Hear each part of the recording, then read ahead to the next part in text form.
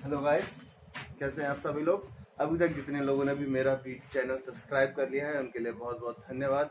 और जो लोग चैनल देख रहे हैं अगर उनको पसंद आ रहा है तो वो लोग भी जल्दी से जल्दी इसको सब्सक्राइब करें और हर एक वीडियो देखें। सारे वीडियो एक दूसरे से कनेक्टेड होते हैं। आप जितना ज़्यादा वीडियोस को देखेंगे, जितनी जल्दी वीडियोस को देखेंगे, उतना ही आप लोगों को टॉपिक समझ में आएगा। अगर किसी को कोई डाउट है तो मैंने अपना नंबर दे रखा है, आप लोग उसमें अपने क्वेश्चंस पूछ सकते हैं। ज़्यादा से ज़्यादा क्वेश्चंस को पूछिए, ज़्यादा से ज़्यादा वीडियो को सब्सक्राइब करिए, क्योंकि सारे वीडियोस में आप लोगों के लिए ही बना रहा हूँ। देखिए, अभी तक हम लोगों ने पिछले टॉपिक्स में पढ़ा था कि कैसे दो रेशियो के बीच की वैल्यूज को बराबर करते हैं, ट्रिक सीखी थी। ठीक है, आपसे ए और बी और सी जब दिया हो तो ए बी सी कैसे निकालते हैं ये सीखा था। आज उन्हीं पे बेस्ड क्वेश्चन करते हैं। आपको लास्ट टर्म पे मैंने सिखाया था जब ए रेशियो बी मिला हो और बी रेशियो सी मिला हो तो एबीसी कैसे निकालते हैं। देखिए अब क्वेश्चन कैसे आता है। क्वेश्चन है ए बी सी को 3500 रुपए इस प्रकार वितरित किए गए, वितरित मतलब बांटे गए, इस प्रकार डिवाइड किए गए कि ए रेशियो बी आया 5:4, बी रेशियो सी आया 3:2। तो आपको बी का हिस्सा बताना है, बी को कितने रुपए मिले। तो सबसे पहले हमें बी का रेशियो निकालना होगा। A ratio B 5:4, B ratio C मैंने आपको बताया था उसको नीचे लिख देते हैं 3:2। अब आपको निकालना है A ratio B ratio C. इसके लिए पहले का दोनों में मल्टीप्लाई होता है, यानी 3 5 15, 3 4 12 एंड 2 4 8। अब इनको डिवाइड करिए। अगर ये किसी एक संख्या से कट रहे हैं तो काटिए, नहीं कट रहे हैं तो यही रेशियो होगा। अब ये किसी एक संख्या से नहीं कट रहे हैं, इसका मतलब अब यही एक रेशियो हमें मिलेगा। ठीक है, अब इनको ए बी सी का ये रेशियो निकल के आ गया। अब हमें पूछा गया है बी का हिस्सा बताइए। तो देखिए कैसे तरीके, बी के हिस्से के लिए जब रेशियो से निकालना हो, टोटल कितने रुपए है हमारे पास 3500 इंटू जिसका निकालना होता है उसके इससे मल्टीप्लाई करा देते हैं, 12 से मल्टीप्लाई करा दिया, अपॉन तीनों को टोटल करके लिख देते हैं 15 प्लस 12 प्लस, तो 3500 इंटू 12 अपॉन, इसको ऐड करेंगे तो ये 35 बन जाएगा, 35 से 35 कट जाएगा, टोटल आ गया 1200। यानी बी का हिस्सा कितना हो गया 1200। यही आपका आंसर है पहला।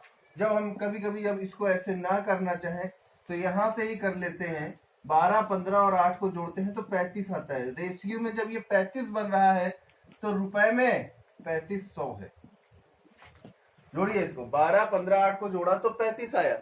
रेशियो में जब ये 35 बन रहा है तो रुपए में 3500 यानी 3500। तो यहां से इसको कैंसिल करेंगे तो 1:100, यानी एक रेशियो की वैल्यू हमें कितनी मिल गई बेटा 100। अब हम सबकी निकाल सकते हैं, एक की हमें निकालनी होती है, एक की 100, तो 8 की 800, 12 की 1200 और 15 की 1500। अब यहाँ से आपके तीनों के आंसर आ गए। तो ये एक तरीका ये हो गया और एक तरीका ये हो गया। बेसिकली जो हमें आसान लगता है हम उस तरीके का इस्तेमाल कर लेते हैं दोनों क्वेश्चंस को। तो अभी आपको ये पूरा तरीका समझ में आ गया। कोई अगर क्वेश्चन है या डाउट है तो आप मेरे को कमेंट्स के जरिए या मेरे को व्हाट्सएप या मेरी मेल आईडी के जरिए मुझसे पूछ सकते हैं। ये एक क्वेश्चन करने का तरीका है आपके पास। ठीक है, चलिए अब अगले क्वेश्चन की तरफ बढ़ते हैं। अगला क्वेश्चन देखिए क्या कह रहा है। 2030 को एबीसी को इस प्रकार बांटिए कि उनके भागों से 15 10 5 घटा देने पर 8 7 5 का अनुपात हो जाए। यानी आपके पास टोटल 2030 रुपए है, उनको एबीसी में इस प्रकार बांटना है। एबीसी को ऐसे देना है कि जब ए के भाग से 15 हटा दें, बी के भाग से 10 रुपए हटा दें और सी के भाग से 5 रुपए हटा दें, तब जाकर के उनका अनुपात 8 7 5 है। तो पहले हम लोग बेसिक से करते हैं। मान लेते हैं ए का हिस्सा हो जाएगा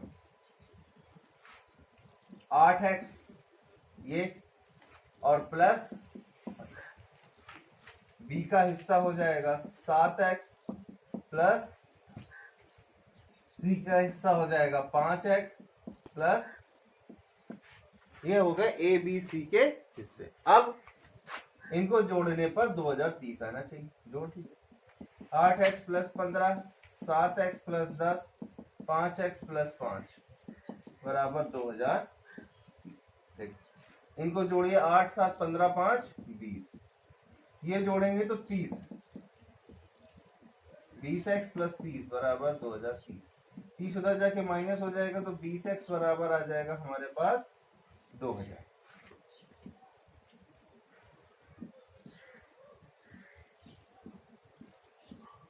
बीस एक्स बराबर आ जाएगा 2000। ठीक है, अब x बराबर आ जाएगा हमारा 100। अब x की वैल्यू रख दीजिए, 8 इंटू एक्स यानी 100 प्लस 15 यानी 815। इसी तरीके से यहाँ 7 इंटू एक्स यानी 700 प्लस 10 710, ये हो जाएगा 505। ये आपका तीनों भाग है, यानी ए को मिलेगा 815, बी को मिलेगा 710 और सी को मिलेगा 505। ये हो गया पूरा बेसिक कॉन्सेप्ट। जब इसको हम लोग जल्दी में करेंगे तो इसको हमें थोड़ा सा इसी बेसिक कॉन्सेप्ट से निकल के आता है, इसीलिए मैं बोलता हूँ पहले बेसिक क्लियर होना चाहिए। कैसे करेंगे समझिए इसको। कह रहा है 5 10 15 घटा देने पर 8 7 5 का अनुपात हो जाता है, यानी इतने रुपए एक्स्ट्रा है, अगर ये हटा देंगे तो ये रेशियो मिल जाएगा। ये टोटल कितना बन रहा है 5 10 15 को 30 रुपए, यानी अगर हम 30 रुपए हटा दें टोटल में तो ये अनुपात निकल के आ जाएगा। 30 टोटल कितना है 2030, उसमें से 30 रुपए माइनस कर दीजिए, बचेगा कितना 2000। यानी यही 2000 रुपए को 8 7 और 5 में बांटा गया है। ठीक है, तो अब 8 7 5 यानी इनको अभी मैंने आपको बताया था कैसे निकालते हैं, इनको जोड़ देंगे तो ये हो जाएगा 8 7 15 5 20, 20 बराबर 2000, 1 बराबर 100। अब एक की रेशियो वैल्यू निकल आई तो ये हो गया 800, ये हो गया 700, ये हो गया 500। ठीक है, अब जो घटाया था वो जोड़ दीजिए, 815 710 और 505, क्योंकि हमने 15 10 5 तीनों में घटाए थे तब जाके हमें ये अनुपात मिला। देखिए फिर से समझ लीजिए, ए 8x प्लस 15 कर दिया क्योंकि 8 इसका अनुपात था और ये अनुपात तब आ रहा था जब हम ये घटा रहे थे, तो हमने ये जोड़ दिए तीनों। इस तरीके से इनके अनुपात निकाल लिए। जोड़ने के बाद देन हमने इनको टोटल किया और टोटल करने के बाद 2030 के इक्वल कर दिया। यहाँ से इसको सॉल्व किया, x की वैल्यू फाइंड आउट कर ली और वैल्यू ऊपर पुटअप कर दी। पहला सिंपल तरीका। दूसरा, जब हम इसको जल्दी करना चाह रहे थे तो उन्होंने कहा इसको घटा दिया मतलब यही तो ज्यादा है तभी तो ये रेशियो नहीं मिल पा रहा था, यानी ये हटा देते तो ये रेशियो मिल जा रहा है। तो हमने क्या किया, इसको टोटल में से उतने रुपए जोड़े और हटा दिए। टोटल में 30 रुपए एक्स्ट्रा बढ़ रहा था, 2030 था, उसमें से 30 रुपए घटा दिया, 2000 रुपए बचा। यानी अब 2000 रुपए का अनुपात ये दे रखा था तो हमने 2000 रुपए को इसी अनुपात से बांट दिया। बांटने के बाद एक रेशियो की वैल्यू 100 निकल के आ गई, तो 8 का मतलब 800 हो गया, 7 का मतलब 700 हो गया, 5 का मतलब 500 हो गया। अब जो घटाया था वो जोड़ना था, तो पहले से 15 घटाया, दूसरे से 10 घटाया और तीसरे से 5 घटाया और उसको हम लोगों ने जोड़ दिया। तो एक पहला तरीका, पहला क्वेश्चन ये हो गया और दूसरा क्वेश्चन ये हो गया। तो इसको समझ लीजिए और किसी को कोई समस्या हो तो वो मुझे अपना कमेंट करिए, मैं आपको उन दोनों समस्याओं को फिर से सॉल्व करूंगा।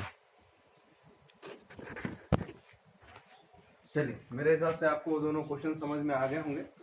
अब ये दो अगले क्वेश्चन है, इसमें क्या करना है देखिए। पहले हम लोग क्वेश्चन पढ़ते हैं। पहला क्वेश्चन, पहला कह रहा है एक थैली में 1 रुपए 50 पैसे और 25 पैसे के सिक्के की संख्या 1 4 4 के अनुपात में है। यदि कुल मूल्य 200 रुपए है तो 25 पैसे के सिक्कों की संख्या क्या करें। ये जो है वो सिक्कों की संख्या है, लिख लेते हैं यहाँ पर।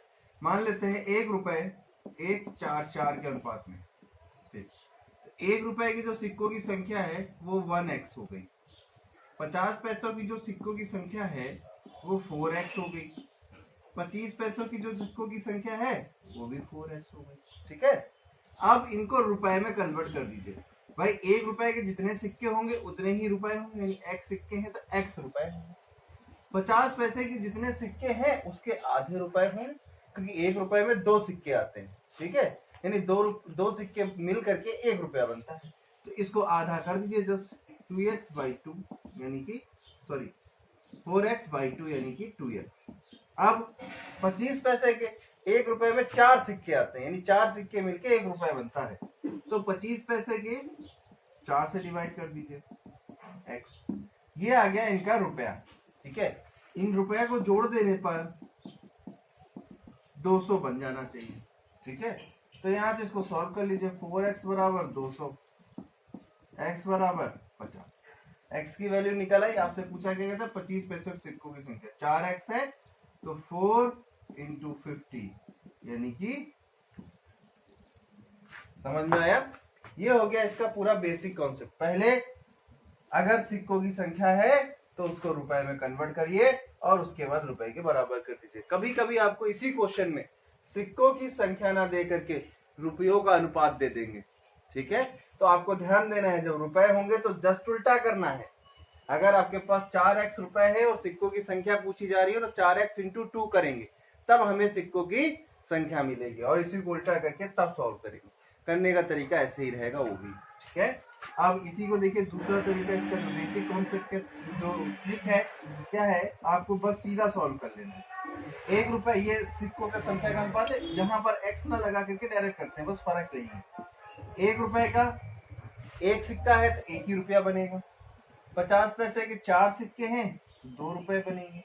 25 पैसे के 4 सिक्के हैं तो 1 रुपया बनेगा। बस इसको सॉल्व कर लीजिए। 1 2 1 3 और 1 4। जब रेशियो में 4 है तो रुपए में 200।